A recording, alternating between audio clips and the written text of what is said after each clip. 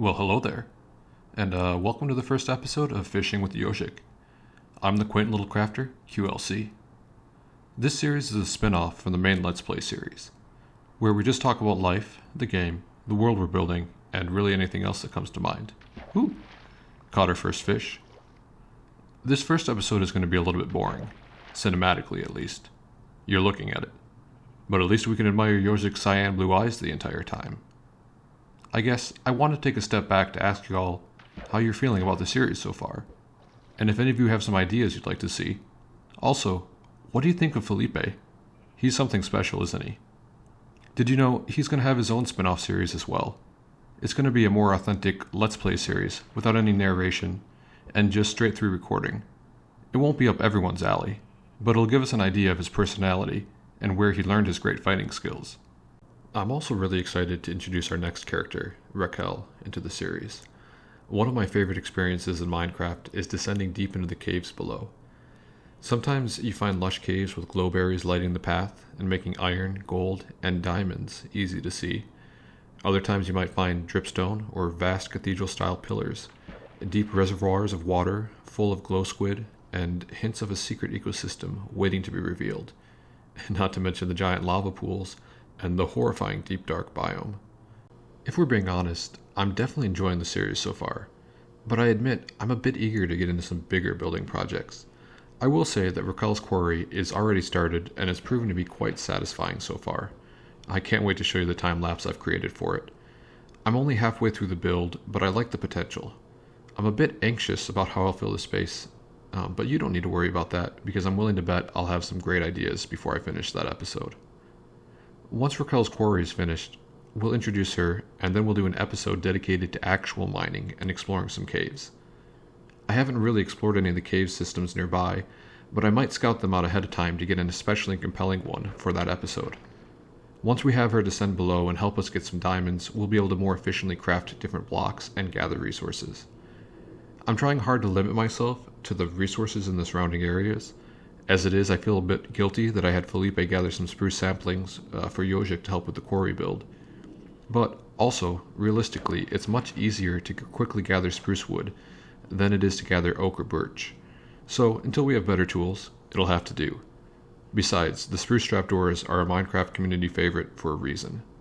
But that's all the more reason I can't wait to expand into the world at large and really show it off to you as well.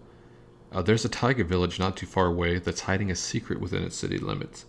I'm a little sad I discovered it off camera, but I'll do my best to act surprised when we come back to it together. Introducing the different characters is also a way for me to express different aspects of my playstyle. If I want to build, we stick with Ёžik for an episode. If I'm off to explore, Felipe will probably be best. He's also going to help us bring into the Nether and eventually fight the End Dragon for us as well. Meanwhile, Raquel will do some fighting in the caves, and maybe this is weird even for Minecraft. I genuinely love acquiring different types of stone and incorporating them into builds. So Raquel will go into them with more depth, because she's into caving, get it? But even underappreciated blocks like diorite are beautiful to me. There's a fourth character already planned as well, but it'll be a few more episodes before we introduce them. Their storyline will require a bit more strategic planning within the world, and I haven't found the perfect place I'd like to introduce them yet. But I'll tell you a little bit about what you can expect when they arrive, and why I also can't wait to bring them in. They're going to be a bit of a teacher, specifically in the ways of redstone. For those of you unaware, redstone is like powdered electrical wire. If you provide a power source, it'll send a signal through the redstone circuit to activate other blocks. And that's when Minecraft can become truly expansive. If random world generation and over 700 unique blocks are not enough to provide infinite possibility, the addition of redstone certainly will scratch that itch. For me, finding unique locations to build new features and adding in redstone special effects are what really bring a Minecraft world to life. I really love finding different mobs and pets and giving them creative names, and hoping to get lucky with their strange and bizarre AI pathfinding, hoping that I can catch something creative for you out of it. Actually, let's talk about that first trip to the village. I had no clue what those villagers would do or how they would behave. I went in thinking I'd have to string together random scenes and reshoot scene after scene. But remarkably, they behaved in some compelling, interesting ways. that really went with the narrative I was weaving in my head. I really had no idea that suspicious villager would end up being a butcher who buys raw chickens. Can you guys believe that? Also, when I play through on my own, the butchers are one of my favorite villager types to quickly get emeralds. I'll make massive automatic farms and then breed whichever animal they're willing to trade with in excess. Not to mention, at their max trade, they always take snowberries, which are quite easy to farm with the help of a couple of foxes. Later, I'm going to actually make a snowberry farm for us, and then you'll understand what I mean. Okay, but what I was trying to say is that even though incorporating random mobs into the world is fun and creative, when it comes to this game, I want to build actual components in the world that make interacting with those mobs even more delightful. I guess one example I can think of off the top of my head is a railway system. It's pretty straightforward with redstone, but can you imagine if we did a scene where, say, Chickpea Jr. went off into the world on their own, hopped on the railroad line with a one-way ticket to the great unknown, and then maybe in future minisodes we could do a vacation destinations with Chickpea Jr. I know, it's simultaneously absurd, and yet I can't get enough of it. Sometimes when I play this game, I feel like it's an unlimited outlet for my creativity, and it's quite accessible as well. I don't need any fancy tools in real life or a private studio to create actual works of art. I can dream up mega structures that could never exist in real life, and all from the comfort of my own home. Those of you who know me in real life know that I travel a lot for work, and I love adventuring in real life as well. But sometimes, Minecraft really is enough to scratch that itch as well. Now that I think about it, I really feel similarly in this game as I do in real life. There's this thirst for the unknown and to create worlds within my head. When I was younger and riding on the school bus, I would imagine Sonic the Hedgehog. Interestingly, no relation to Ёжik. I'll tell you their backstory after this. But I'd imagine Sonic racing along the power lines and hopping tree to tree. The bus ride was about an hour long, and if I wasn't sleeping, I was imagining myself, or Sonic, within a unique perspective of the world. I do photography as well, arguably much better than these videos so far, but a lot of that is the same desire to capture the way I see the world and to share it with others. A lot of people tell me that I'm a great listener and that I just know them so well, but if we're being honest, I don't often feel understood by others, and maybe it's because I haven't really been showing myself. So this series might serve as an outlet to express my personality a bit better.